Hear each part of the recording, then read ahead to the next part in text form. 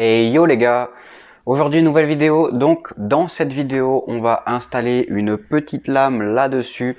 Donc une lame universelle que j'ai achetée sur AliExpress. Voilà, je te le donne en mille. Alors comme à mon habitude j'ai acheté cette lame, donc comme je viens de le dire, sur AliExpress. C'est une lame qui m'a coûté à peu près 10-15 € il me semble. Donc c'est une lame universelle type Leon Cupra, donc Seat Cupra, je sais pas vraiment comment tu veux dire, mais bref. Voilà, donc je sais que sur mon ancienne voiture, donc sur les 206, ça se mettait énormément, les lames Cupra, ça se met évidemment sur les Seat Ibiza, etc. Donc c'est vrai que ça se met un petit peu partout et c'est un petit peu passe-partout, il n'y a pas énormément de découpe à faire puisque c'est universel. Donc là cette fois-ci je vais la monter évidemment sur Golf 5 et donc je vais vous montrer ça. Ça va être un petit peu en accéléré avec de la voix off, etc. parce que expliquer c'est pas vraiment un tuto, c'est plus un mini vlog où je monte ma lame et je vous montre un petit peu le résultat final. Voilà, donc si tu veux m'aider sur la chaîne, n'hésite pas à t'abonner à ma chaîne et à mettre un petit j'aime sous cette vidéo, mets un petit commentaire, ça m'aide à référencer et on passe à la vidéo. Bon alors du coup la lame elle se présente comme ça, donc c'est une lame imitation Seat Cupra. C'est une lame que j'ai achetée donc sur AliExpress. C'est une lame qui est en 3 parties, donc comme on peut voir là en fait elle se démonte en 3. Voilà, et donc elle arrive dans un carton en 3 et puis après ça en fait une grande lame comme ça. C'est universel, donc évidemment il va falloir peut-être faire quelques découpes une fois qu'elle sera montée. Bah on va essayer de monter ça. Je vais d'abord remettre la petite lame en dessous du pare-choc. Voilà, comme on peut voir qui est un petit peu démonté. Je vais la réparer avec les petits serflex et on est parti.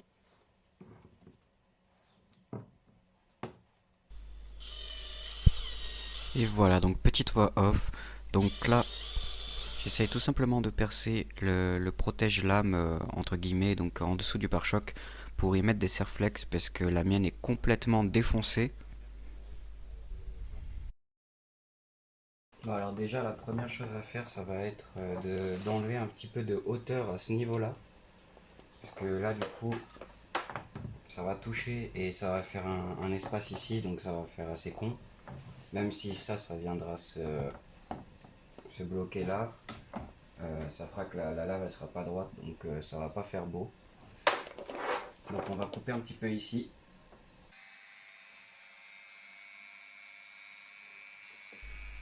Donc maintenant, après avoir mesuré ce qu'il fallait que je coupe, j'ai pris mon petit Dremel avec les petits accessoires que j'ai trouvé dans la boîte.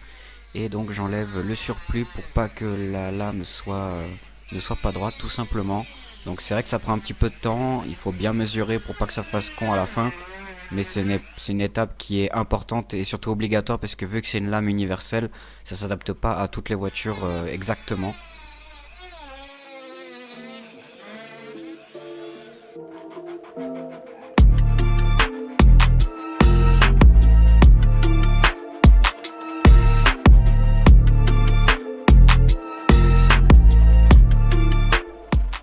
Maintenant je ponce ce que je viens de faire pour pas que tout simplement ça abîme le pare-choc et aussi pour pas se couper, etc.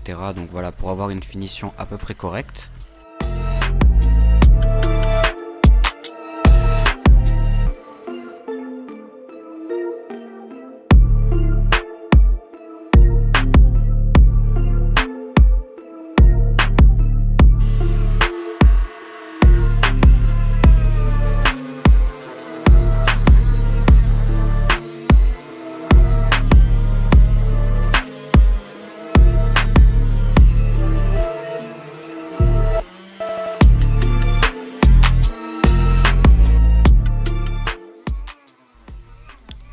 Et maintenant je fais vraiment les petites finitions OcuTer et vraiment à la main pour les quelques millimètres qui restent de différence entre les deux bouts.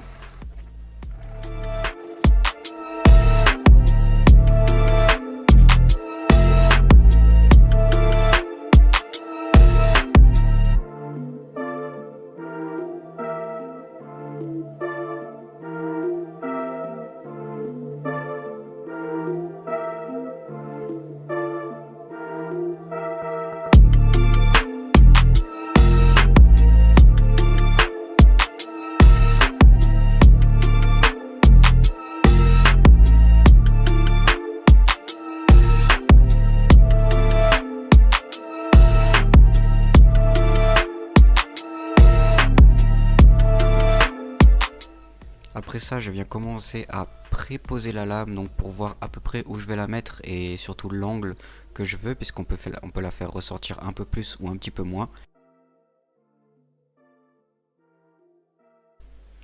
Voilà, donc là je fais le pré-perçage pour les fixations que je vais mettre. Donc je vais mettre des rivets. Sachez que dans le kit de la lame, ils envoient aussi, ils fournissent des vis.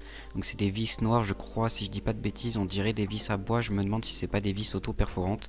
Donc voilà, c'est des vis qui tiennent toutes seules, il n'y a pas besoin d'écrou derrière. Et je les ai rajoutées après le montage de la vidéo pour que la lame ne bouge vraiment pas du tout.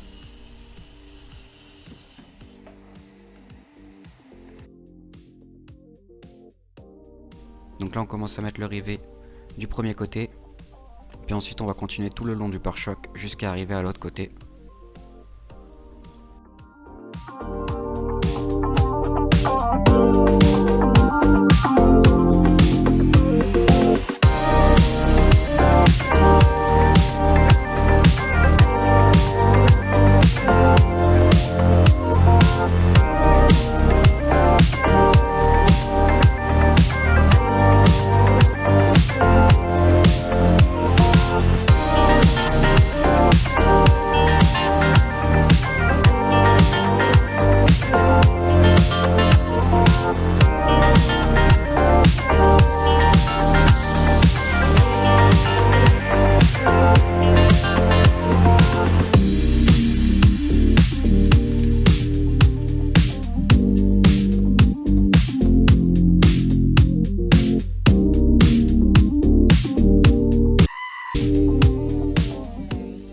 Maintenant dernière finition, alors comme la lame est universelle, elle était un petit peu trop grande, donc de chaque côté elle dépassait, donc c'est vrai que ça faisait complètement bête. Donc dernière finition, on coupe à la longueur du pare-choc tout simplement pour pas que ça dépasse, et après c'est nickel.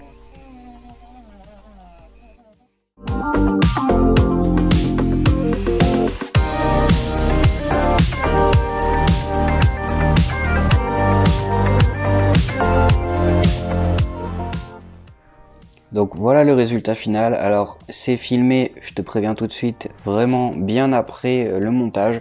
Donc c'était vraiment pour être sûr de ne pas vous sortir un truc où la lame se dégage. Donc là, on peut vraiment voir que la lame n'a pas bougé du tout. Donc là, elle est bien dégueulasse, je suis vraiment désolé les gars. On dirait vraiment une saucisse. Mais bref, voilà, la lame n'a pas bougé. Et voilà, là on voit vraiment sous cette forme-là que la lame rajoute vraiment quelque chose au pare-choc. Et ça lui donne vraiment un aspect plus rabaissé.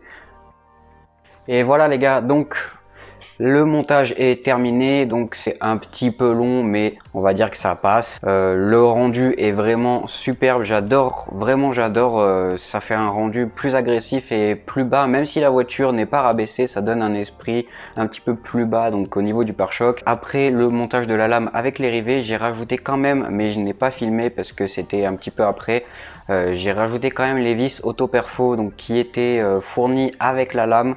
C'est des petites vis noires, donc je sais pas si c'est des vis auto-perfo ou on dirait un petit peu des espèces de vis à bois, mais voilà, le thème est là, c'est des vis où il n'y a pas besoin d'écrou et ça tient tout seul.